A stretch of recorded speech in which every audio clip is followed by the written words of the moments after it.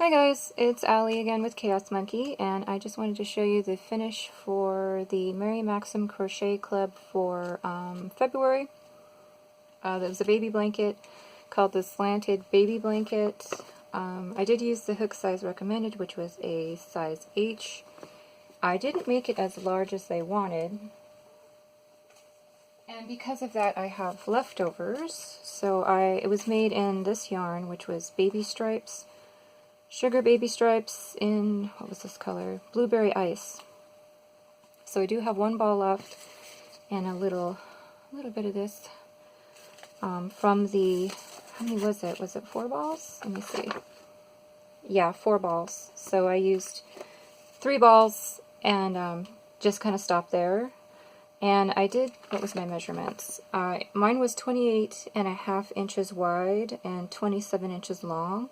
And apparently they wanted you to stop like at 34 inches, but I didn't want to be like halfway through a ball.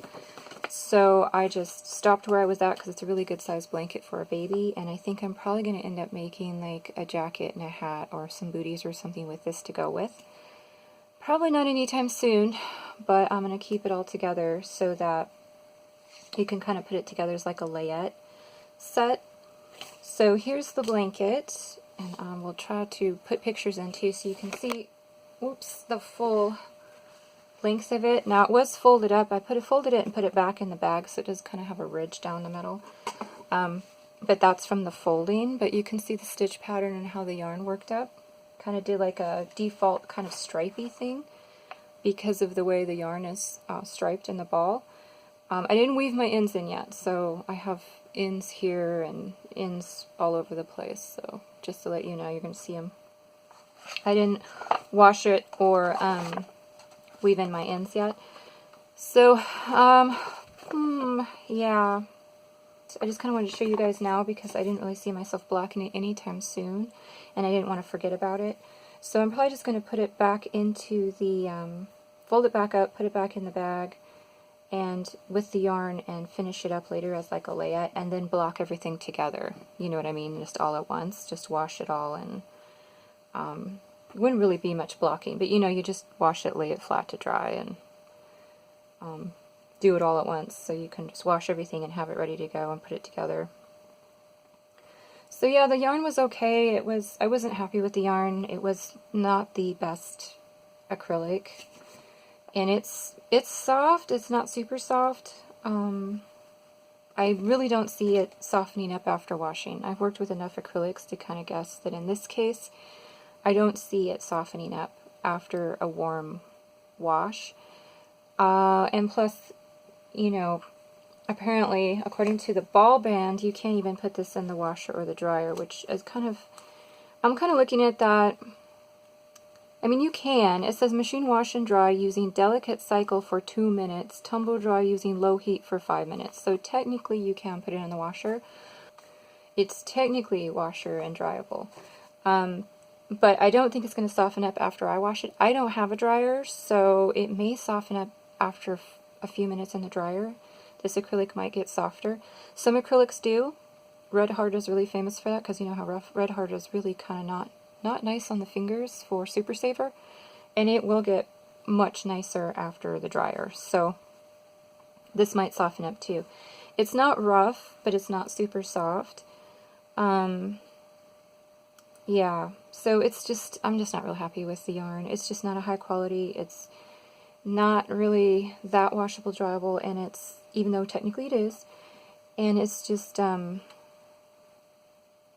don't know, it's okay. It's okay. You could do worse, you know what I mean, but...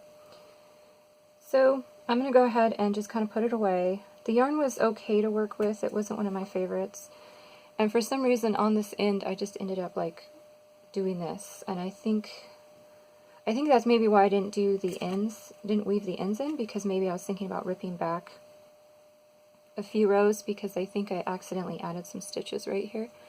Because if you lay it flat, you can kind of see I'm doing the... Oh, there you go. You can see it.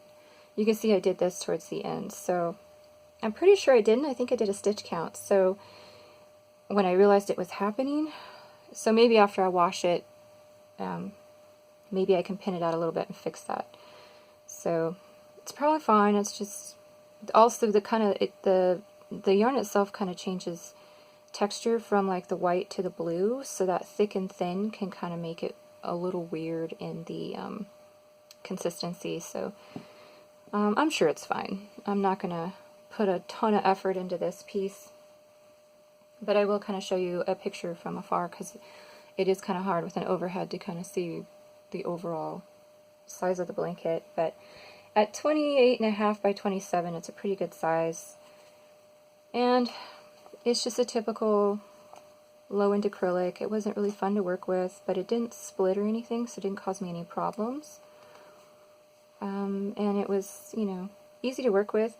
I think only on one ball I kind of had to adjust where the striping happened because it was going to be really jarring. But I think I only had to do that on one ball, and the rest I just kind of let it do what it was going to do, pulling from the middle of the ball. So very little adjustment from ball to ball. And the pattern was, I should probably talk about the pattern. The pattern is extremely simple, as you can see. It's just a square worked back and forth. And this is the stitch, and you can see the stitch in person. And it's just a very easy stitch. It's, you know, it's basically just kind of like a very simple kind of, I want to say almost a cable, but it's not. It's just where you do a few stitches, you skip a stitch, do a few stitches, and then go back and get it. And so you get this nice kind of pulled effect. So very, very easy. So if you haven't made it yet, I would definitely recommend the pattern.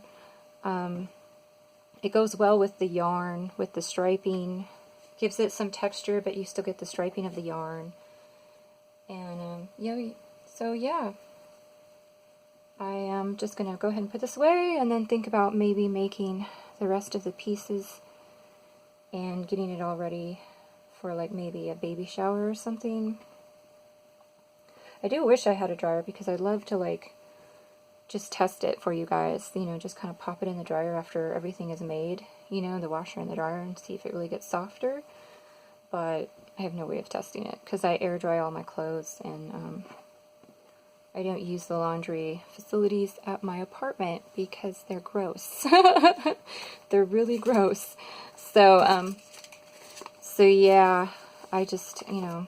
So anyway, it was okay. I did finish the blanket. I did want to show it to you guys, and I will go ahead and put a picture in of it finished. And so I did February, I did March, but the only one I didn't do so far for the year was January's.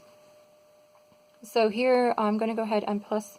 So I also link the Mary Maxim club down below, so if you're interested about the club or you don't know anything about it, go ahead and look in the description bar or description box, and there will be a link. You can just click and go straight to Mary Maxim.